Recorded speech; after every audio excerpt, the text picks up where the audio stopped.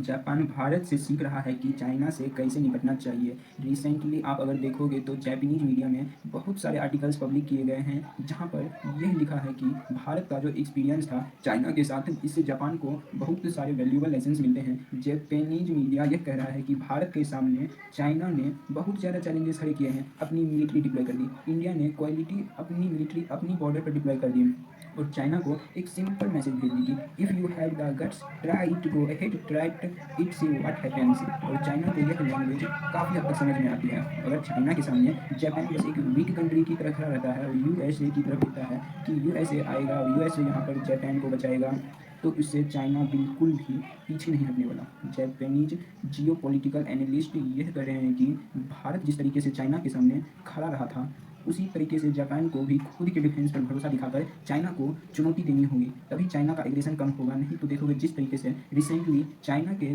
ने जापान के fighter jets को लॉक कर लिया था, उसी तरह से अपने रडार में रिसेंटली रिपीट होने वाला है।